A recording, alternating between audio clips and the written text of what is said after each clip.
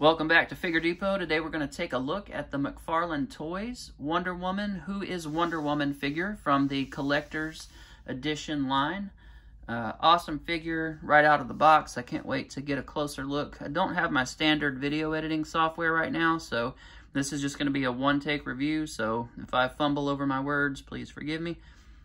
I will have the photographs and stuff that I normally have on my reviews as the intro and outro. I'll do some photography and post those on my Instagram later if you'd like to see those. Do a couple stories and some 360 videos and stuff like that. So please head over to my Instagram, Figure Depot, and check that out if you'd like to see that stuff that I normally have featured in my videos. But thank you for understanding, and let's get to this here. So right out the box, we'll look at what she comes with. Beautiful artwork on the back from Who is Wonder Woman, and we have her shield. So nothing too fancy, just it's a gray plastic, but it's got a little bit of a silver sheen to it.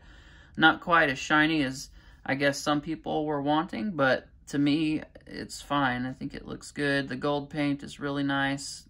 Etching and scroll work and stuff looks really good on there. Solid looking shield in my opinion. And then of course we have the axe, which is also very nice, and same story there. We just get that sort of grayish silver plastic and some really nice details in that. Get all the detail in the handle, and to me this is just a solid looking accessory here. We also have her sword, which reminds me a lot of the Gal Gadot Wonder Woman sword. It had the little horses on either side, and that's a very similar design here. We get a little star right there in the center. I don't know if you're picking that up. And then the almost horse mane shaped design there as well, and that's just really nice. I don't like the little random pointiness on the end there.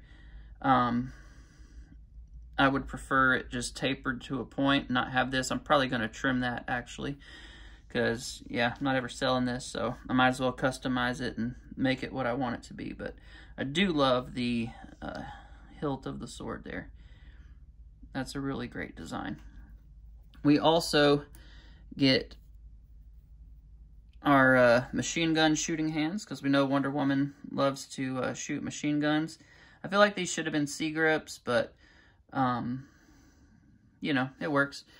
Also, we get left and right splayed out hands. These are going to be great for gesturing. If you want to stand her with her hands propped up on her hips with them cocked sideways, being a little sassy, that's going to be a fun look. And, you know, you can also do all kind of stuff with her hand forward as she's drawing her sword with the other hand, and, you know, all kind of fun stuff you can do with that. We get the Lasso of Truth, or Lasso of Hestia, whichever you prefer. And very reminiscent of what we got from DC Direct with the Red Sun Wonder Woman. And also, you know, very reminiscent of Superpowers. Of course, the Wonder Woman came with a gold lasso in the old Superpowers line in '84. This does clip onto her hip fairly nicely and just kind of stay there. I do think over time it might be an issue falling off and unfurling and kind of lose its shape if you use it a lot. I would recommend taking the preformed lasso that we got in the Gal Gadot Wonder Woman figures from Wonder Woman '84 and the previous release, and kind of just throw those on her hip. They'll work just fine. We also get our standard action figure base, and it does have the silver embossed DC logo on this collector's, where the standard one is spot varnished with just a glossy black. So slight upgrade there. And then of course we get our action figure stands. And I actually like the action figure stand. It doesn't bother me being in there. I wish you know, if they would give us an additional head sculpt with an alternate expression and get rid of this, I wouldn't miss this, but I don't mind having it. I will actually, this is the only one that I will probably display, just because I just like the way this looks. The card is really beautiful, so I will actually have this on my shelf on my dresser in my bedroom. And fortunately, my wife doesn't mind my nerdiness. But yeah, that's a beautiful card. It's got the little silver foil on the side, as does the packaging, which we'll see in a minute. You get your DC logo and everything there, and a little etching to kind of bring out the design and the shape in that. So, I don't know. I don't hate them. Some people are polarized. They either love them or hate them. I think it's nice. I don't mind it. And I like that I have it. So, moving her out of the way for a second, we'll take a look at the artwork on the box. And I may have to move this. Yep. We've lost the magic of editing, so again, I apologize. Here we go. So, beautiful picture on the back. It's the same thing that's on the card. We get our usual legalese on the bottom. We get a nice silver foil on the side. Going down the side of the package. Number 10 in the series there, indicated on that side and that side, who is Wonder Woman. So, standard stuff in terms of packaging. And again, I'm sorry I couldn't show her in there, but I didn't want y'all to have to watch me take 15 minutes to dig everything out of the package. So, thank you for bearing with me. Now that we've got the packaging out of the way, I would love to look at some size comparisons with some other figures. Let's go ahead and compare her with some other Wonder Woman figures that I have in my collection. And then we'll get a nice close-up look at the figure and go over some of the finer details. So, looking first here, let's go with the Superman that I have. I've got this is the Hush Superman with the Page Puncher's head. He's a little too short, as you can tell.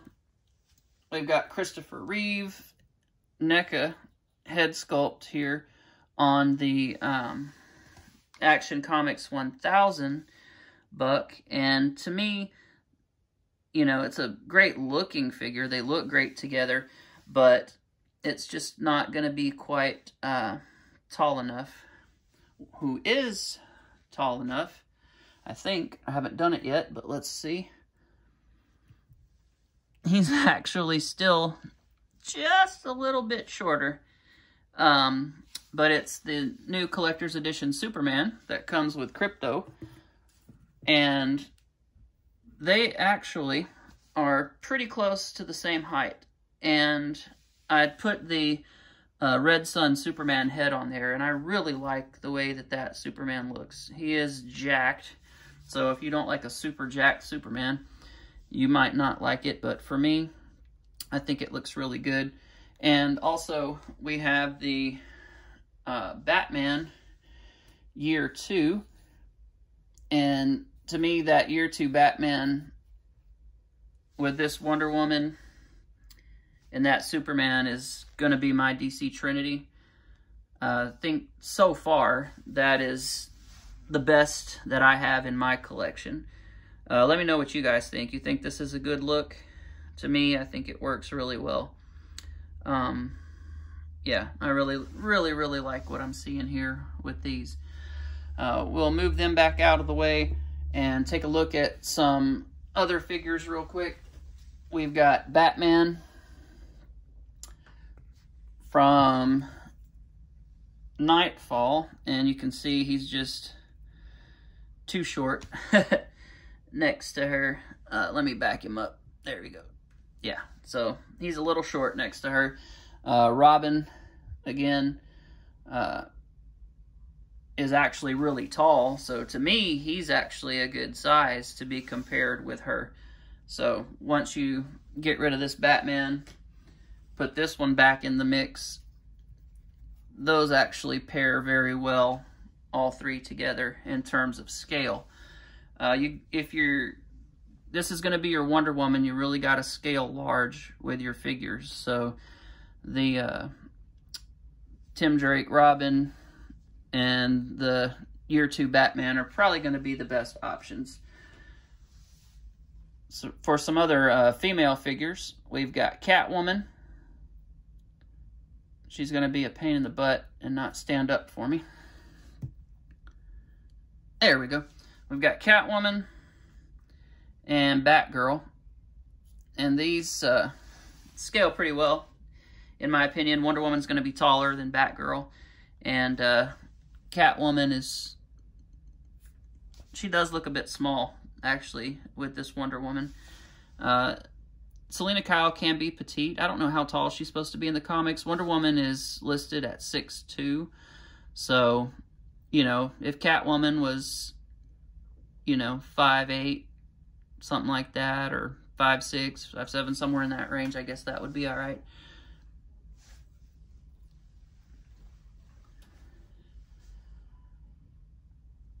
Henry Cavill's Superman is tall enough. He's definitely in scale with her. And Green Lantern, Hal Jordan, is definitely shorter. So, and again, I'm not sure what his height is supposed to be compared with her, but that's how they look in action figure form. Another comparison that I really think would be interesting is some John Wick figures, so we'll get them in there real quick.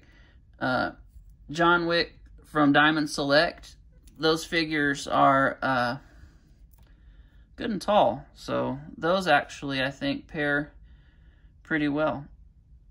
And she was a average standard size female. They actually look pretty good together. Another thing I guess we'll look at now is all the Wonder Woman figures in my collection. We'll start with some of the movie figures. We have Gal Gadot in the kind of Kingdom Come style armor, the Golden Eagle armor. And you can see she's just a little bit shorter. And then we have the Flash. I've got her kind of squatted down, but standing upright, they're a little closer in height to one another. And you can tell she has a much more olive complexion. This Wonder Woman is very pale in her skin tone. So that's a good good comparison to kind of look at there. I do think they could have made her skin a little bit darker. I think it would have looked nice. I don't hate this or dislike it. I just think McFarlane could definitely add a little pigment to some of their figures. Like the Hush Superman was very pale, and she's a little on the pale side, but not to the degree that it bothers me. I still love the figure. And while we're here and also talking about accessories, if you get some gold jewelry wire, you can make your own lasso and pose it any way you want to. You can even do a coil with it and hang that on her hip if you have trouble with the rope version that they included with the figure. We'll definitely be making both of those for her as well. And that gold wire really pops and looks nice.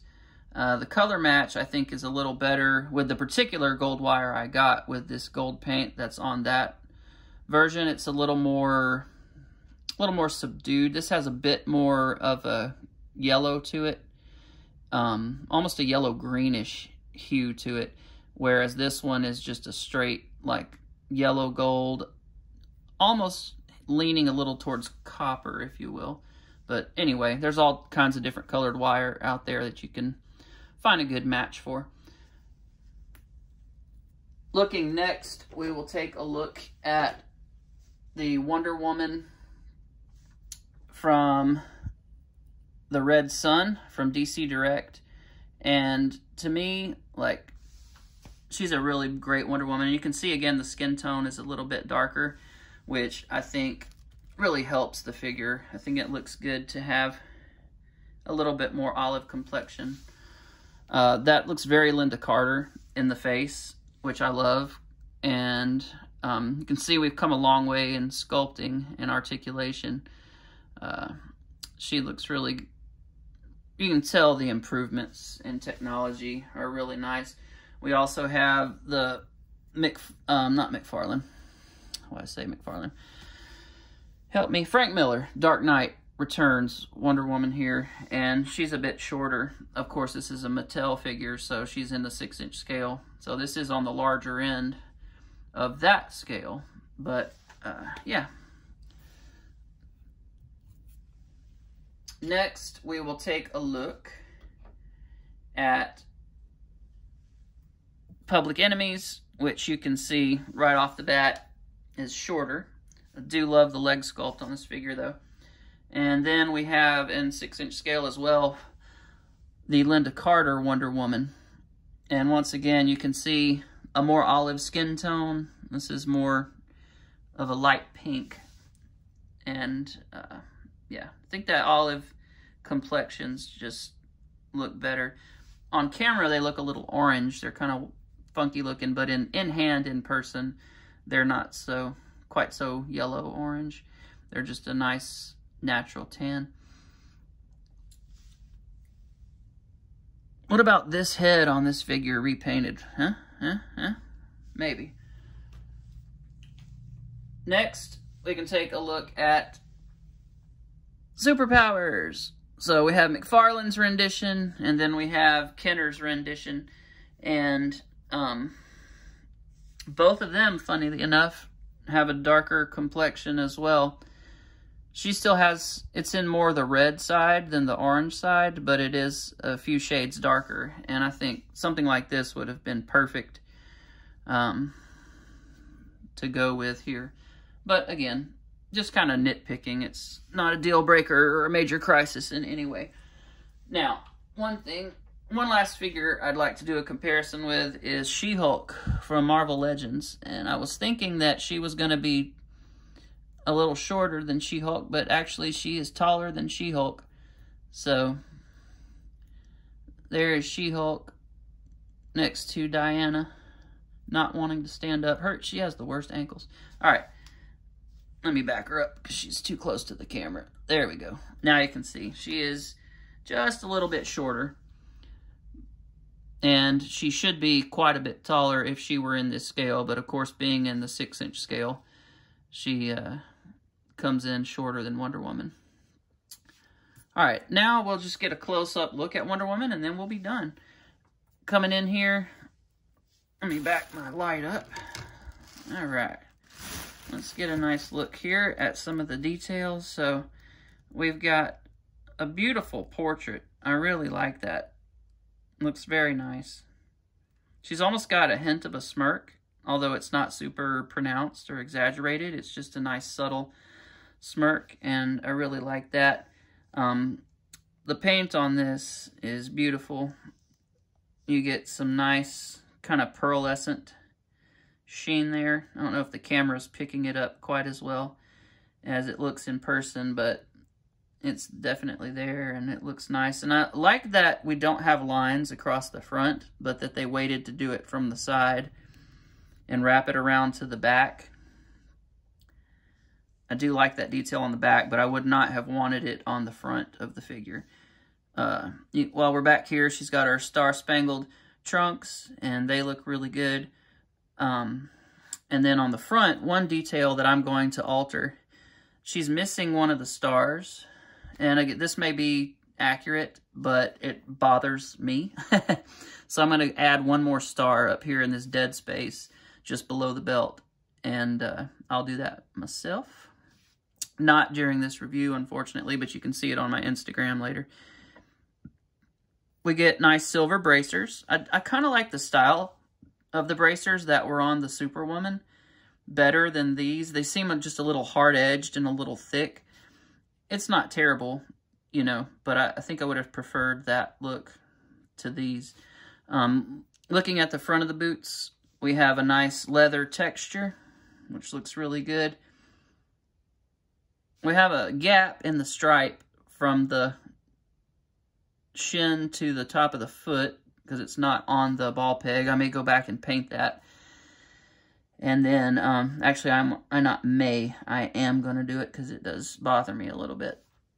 And then it doesn't extend all the way to the end of the toe of the boot, so I will extend that as well. She does have these, like, almost, it just looks like a running shoe, and kind of like a like a Nike Free Runner or something slapped on the bottom of her warrior boots, which is, for a classic design, that's kind of a modern twist that kind of throws me a little bit. It doesn't take me completely out of it. I don't mind her having flats, because she does have flats in some of the comics, and she has heels in some of the comics, so either version is fine. It's just, you've got a more traditional boot and then a crazy looking rubber sole. It's just, I don't understand why they did that. Peg holes on the bottom. One detail on the back that I'll mention, and again, this is more of a nitpick than a problem, is that her boots don't go down and back up. They come down and then follow the calf across. So I'm contemplating, actually looking at this, there's a cutout in the leg, I think, where they're, yeah, I'm not going to be able to do that. I was going to draw a new line across and cut the top triangle off of that, but I think there's a cutout in her leg, so I would have to completely resculpt all that, and I'm not going to go that far with it. So I'm just going to be happy with her pointy in the front and back boots. That should only be pointy on the front side. So now we'll go over the articulation. Head is on a ball peg. She can look down a bit.